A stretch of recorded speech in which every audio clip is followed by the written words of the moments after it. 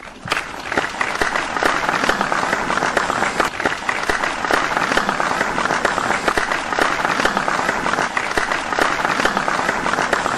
good morning to one and all present here. Good morning. It's nice to be here at Saravanampatti on this great occasion.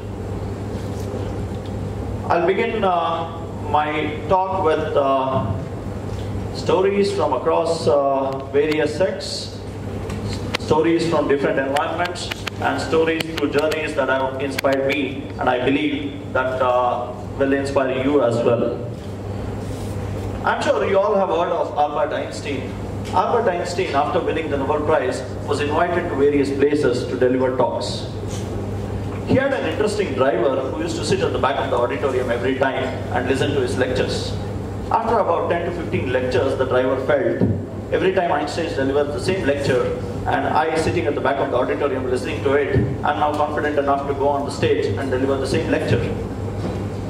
He thought of sharing it with Einstein. Einstein gladly accepted it and said, next time, if I'm invited for a lecture, you go disguised as Einstein on the stage, and I sit disguised as driver at the back of the auditorium. The day came, and the driver disguised as Einstein went on the stage, delivered the lecture flawlessly. After about 1.5 hours, when the lecture ended, there was a person in the audience who raised his hand, indicating that he had a question. The question is not of importance to us. The moment the question was asked, remember my friends, it was Einstein's driver who was on the stage. He was quite intelligent to handle the situation. The moment the question was asked, he immediately said, that's a very simple question, my dear friend, which my driver sitting at the back of the auditorium will be able to answer it. So he redirected the question to the driver, who was disguised as, Einstein, who was disguised as driver, and being on the stage, you should also be able to handle the situation in an elegant way so that you do not let yourself down, as well as do not let your person down, who is the master of the subject. First of all, I would like to share with you an important aspect in life, that do not imitate anybody. The moment you imitate yourself or try to imitate others, you are selling or killing your own creativity. In fact, killing your own creativity is nothing but killing your own self. It is important to note that during our childhood days, we all had our dreams, passions, aims, goals in life, which we had taken up through inspirations from mythological characters, historical figures, scientists, sportsmen, and many others. In addition to that, our parents, grandparents, and teachers might also have motivated us to set up long-term goals. But unfortunately, in a rat race called life, we all forget that. As we have a family, we have kids, debts, and bills, and in the race of meeting the demands of these three important aspects, we forget our future, live in the present, try to make up to the future, and relegate our past to a distant dream. Believe me, fine friends, it's not too late. You can still pursue your dreams and passions to achieve those tasks. In fact, age is not a matter at all. Age is just an issue of mind over matter. If you don't mind, it doesn't matter. When we talk of various aspects, I remember a beautiful story that I read some time back. There was a small child of 6 years who was attacked by polio way back a few decades ago. And the doctors had diagnosed her that she will not be able to walk anymore in life, and she had to be treated and served on the bed. She was a bedridden patient. Every day, her parents used to lock her up in the room, provide her all the necessary facilities till they come back in the evening after work and go to work. But this girl, who was sleeping and trying to sit on the bed, peeped through the window and saw many children of her age playing across the ground. She thought she should also play like them. Without making an effort, she cannot do that. So slowly, she tried to come out of the bed, hold the railings of the window, tried to stand up slowly with the grip, but fell many a times. In spite of that, her aspirations did not go down. She tried and tried and tried again and again, and in addition to that, she made herself a strong belief within herself, saying that I want to be like them, I want to play with them, and I want to go out to reach out to the world. Over a period of 2 years, she tried repeatedly and developed some strength in her legs that she could hold the window railings and stand firmly. At one day, she thought of sharing it with her parents and did so. When her parents got to know about this, they were very happy, called the doctor, got her re-examined. The doctor said this is a tremendous development, which the doctor was also surprised to know. The doctor said, get her trained well, make her practice, walk slowly, holding her, so that she practice more and more, and finally gain more and more strength into her legs. A few months passed, she was admitted to a school wherein a physical education teacher who was there came in her support. The moment the physical education teacher started supporting her, she expressed her interest to participate in the athletic competition that was going on in the school. The teacher said, you need to gain more strength, so you don't participate this year, next year I'll make you participate. The next year came, she was given enough practice, she was good enough to run and participate in the competition. The moment the competition came, she won most of the events and stood first for the school.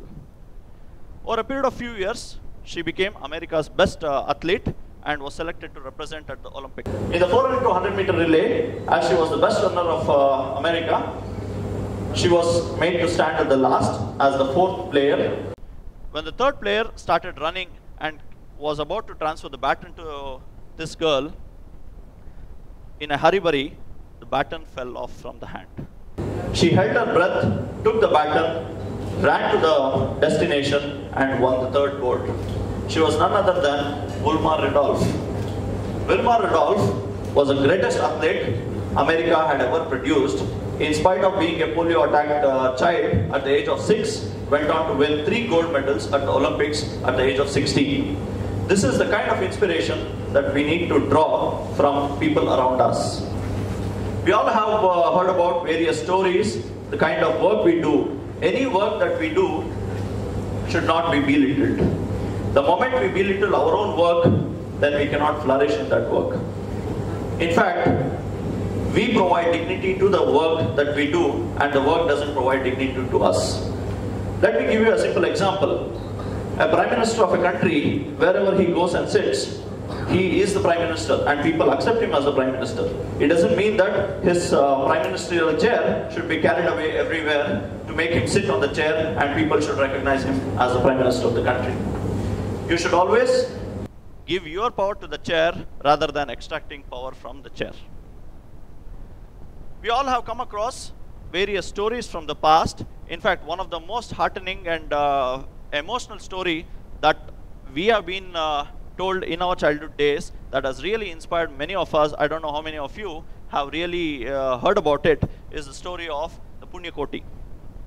Punyakoti story begins with a village environment wherein a few cows have been left freely to graze around, and from a nearby forest, a tiger walks in and tries to attack a few cows.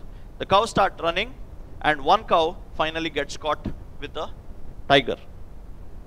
The cow says, I need to go back home, feed my child and will come back. Trust me, I will come back. The tiger says, no, I don't trust you. If I leave you, you will go run away and I will not get my meal for the day. The cow says, no, take it as a promise from me. I'll go home, feed my little calf and come back and definitely be your food for today. The tiger trusted after several discussions and finally let the cow go. The cow went to the village, fed the little one and told its friends that take care of my calf so that if it comes in the front, don't kick it. If it goes in the back, don't leave it. Take care of my calf as I'm going and I will not return anytime after. So in order to avoid that, I myself will jump from the top of the hill and commit suicide. The tiger jumped, and there ends the story. But the fact is, when the cow came back, it stood by its promise. It did not break its promise. When it came back, it made the cow, or it made the tiger feel guilty that I stood by my promise, and now it is up to you to take a call. My friends, there are a lot of occasions in our life that we come across, and life is not just a cakewalk. It is an environment which confuses a lot. Life is like a pizza. It comes in square box. When you open it, it is circular in shape, and when you want to eat it and take it, it is triangular in nature. So we come across different occasions, different situations, but in spite of all the odds, people try to come out of all these odds. I remember another beautiful story of a small boy of the age of about 12 to 13 years was once walking on a street. On the opposite direction, there was a person who was a very well-known palmist walking across and saw this boy of 13 years and wondered what a beautiful, charming face this boy has. He called the boy and told him, "I am one of the greatest palmists in this place. Show me your palm, I'll tell you the future." The boy was perplexed. He didn't know what to say. He said, "You are a palmist? You want to tell my future? Okay, go ahead. Look at my palm and tell my future." The palmist looked at the palm of the boy and was wondering that he had not seen such a beautiful hand ever before. At the end, he told the boy, "You have all the characteristics of becoming the conqueror of this world, but unfortunately, you only miss one line on your hand, which would have definitely made you a conqueror."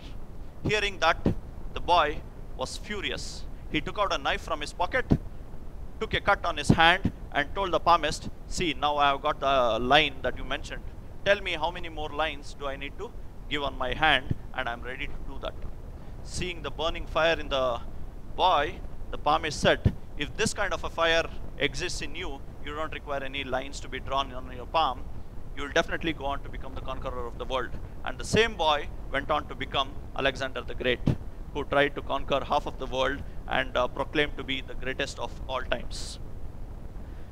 In addition to all this, on many occasions, we come across